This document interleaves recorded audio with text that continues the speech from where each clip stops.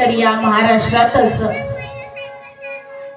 आपल्याच सारख्या सर्वसाधारण कुटुंबातील कन्या जिने लोकांचे त्रास सहन केले, कोणी शेण फेकून मारलं, कोणी दगड फेकून मारलं, कोणी अंगावरती थुकले, पण ते सहन करत पुढे गेली आणि परिणाम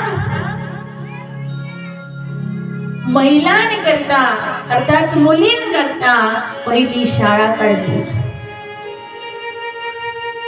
लोकांनी किती त्रास दिला, पण आपला कर्माशी ठाम राहिल्या आणि परिणाम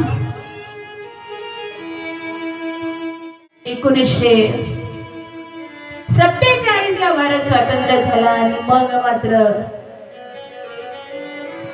अवस्था तरी बिकटच.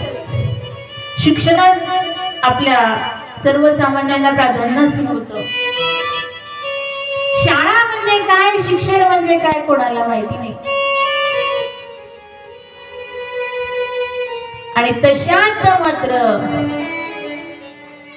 या स्त्रीने एवढं धाडस करावं की लोकांचा होणारा त्रास सहन करत करत पुढे निघाल्या. आणि आपल्याला आज मात्र ही रांदा वाडा उष्टी काढा म्हणजे रांदा वाडा आणि पुन्हा उष्टे भांडे घासा इथपर्यंतच महिला मर्यादित असत्या. रांदा वाडा उष्टी काढा घर याच्याही पुढे सांगायचं झालं तर चूल आणि मूल इथपर्यंतच महिला असत्या. पण या महिलांना मात्र इथपर्यंतच मर्यादित न ठेवता आज प्रत्येक क्षेत्रात महिला समोर आहे की नाही. इंजिनियर महिला, डॉक्टर, वकील, ॲडव्होकेट, जज, पोलीस, पायलट, शिक्षक, मुख्याध्यापक सगळं. भजन मंडळात अग्रेसर महिला, विना वाजवायला महिला समोर येतात जास्त.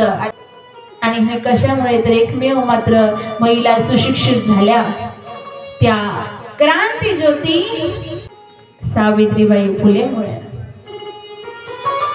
आणि संगत त्यांना होती कोणाची, आपल्या पतीची. खरी विद्येची देवाता आम्हा कळली असती का.